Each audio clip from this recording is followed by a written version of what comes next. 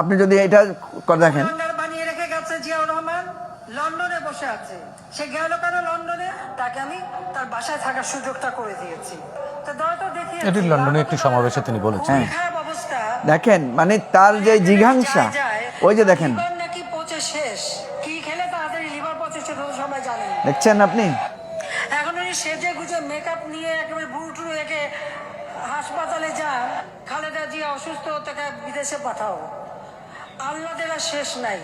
আর একজন কুলাঙ্গার বানিয়ে রেখে গেছে জিয়াউর রহমান লন্ডনে বসে। ভারতও যে বিবৃতিটা দিয়েছে দেখবেন, সেখানে কিন্তু বিবৃতিটা বুঝতে পারবেন না যে তারা কি অসন্তুষ্ট হয়েছে না, তারা কি অসন্তুষ্ট হয়েছে না সন্তুষ্ট হয়েছে। তারা বলেছে এই রায়ের আমরা অবগত আছি, ঠিক আছে, কি অবগত আছেন কিছু তারা বলে নাই, কিন্তু এরপরে বলেছে যে বাংলাদেশের মানুষের সাথে আমরা কাজ করতে চাই ইত্যাদি ইত্যাদি নানা কথা বলেছে। এই যে 453 পৃষ্ঠার রায়, আমি এত গভীরভাবে কোনো রায় শুনি নাই কখনো। শুনেছি বিভিন্ন মামলায় যখন গিয়েছি ইত্যাদি, কিন্তু আলাদা আলাদা করে যে অপরাধগুলো কি, কিভাবে হয়েছে, এভিডেন্সগুলো কি কি ছিল, কোন সাক্ষী কি বলেছে, যেভাবে দিয়েছে, আমি একজন সাধারণ মানুষ হিসেবে আমার কাছে মনে হয়েছে না খুবই যৌক্তিক একটা রায় দিয়েছে।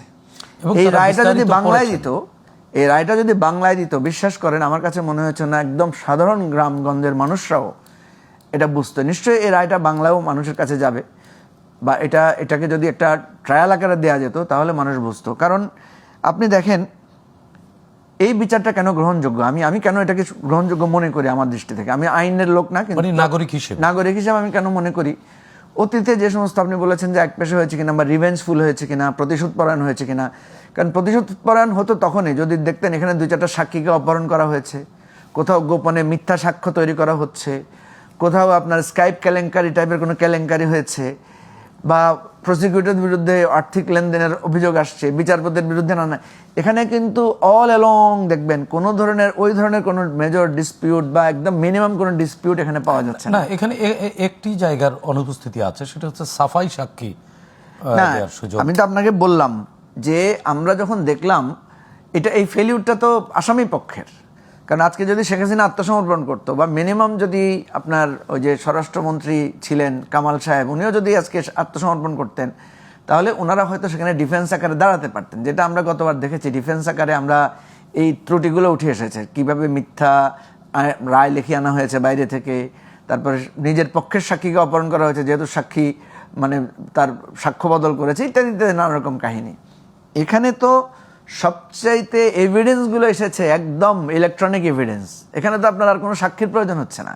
আওয়ামী লীগ চেষ্টা করেছিল বলার জন্য যে এই কনভারসেশনগুলো, এই ভিডিওগুলো ফেক, কিন্তু এটা যখন জাতিসংঘ, তারপরে আপনার এই যে রয়টার এন্ড বিভিন্ন জায়গা থেকে যখন তারা বলল যে না এটা কারেক্ট, এটা আমরা পরীক্ষা করেছি, এটা ফ্যাক্ট চেক করা হয়েছে, ফরেনসিক এক্সামিনেশনের মধ্যে এটা করা হয়েছে, এটা কারেক্ট। এবং আপনি যদি আমাকে পারমিশন দেন, আমি আরও 2-1টা জিনিস আপনাকে দেখাই। সেটা হচ্ছে যে আপনি কখনোই এই রায়কে মানুষের কাছে অবিশ্বাসযোগ্য হবে না কয়েকটা কারণে। আপনি দেখেন যে শেখ হাসিনা যে কি করতে না পারে, কেমন মানে শেখ হাসিনা, আপনি যদি এটা দেখেন, বানিয়ে রেখে গেছে জিয়াউর রহমান লন্ডনে বসে আছে। সে গেল কেন লন্ডনে? তাকে আমি তার বাসায় থাকার সুযোগটা করে দিয়েছি।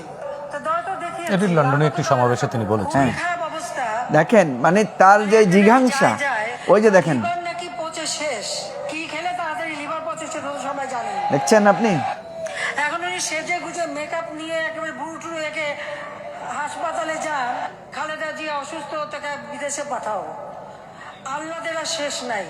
আর একজন কুলাঙ্গার বানিয়ে রেখে গেছে জিয়াউর রহমান লন্ডনে বসে।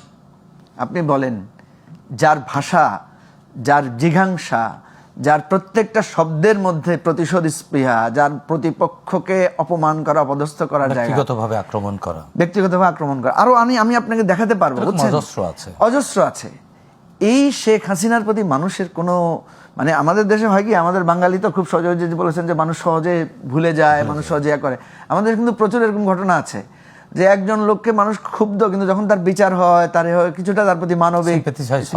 কিন্তু আমি অবাক হয়ে গেলাম যে শেখ হাসিনার প্রতি কারো কোনো সিম্পেথি তৈরি করার সুযোগই দেয় না আওয়ামী লীগ।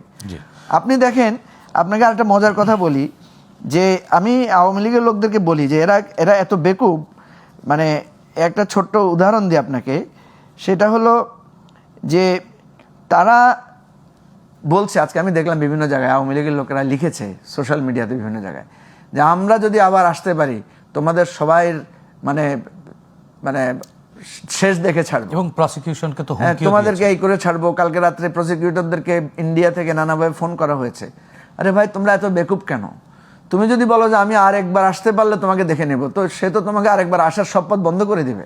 জি, তুমি তো নিজেই তোমার আসার পথটা বন্ধ করে দিচ্ছ। জি, মঞ্জু ভাই, তোমার আবারও- যেখানে করা উচিত ছিল নিজেকে সরি বলে নিজেকে মানুষের কাছে সিম্পেথি তৈরি করার, অনবরত হুমকি ধামকি দিয়ে তারা করেছে। সুতরাং আমি আপনার ওই কথাটাই শেষ করি, সেটা হলো এই রায় রাজনৈতিক, আইনগত নানা দিক থেকে শুধু আওয়ামী লীগের খুব কট্টর লোকরা ছাড়া বাকিরা সবাই মনে করবে যে এটা জাস্টিফাইড হয়েছে।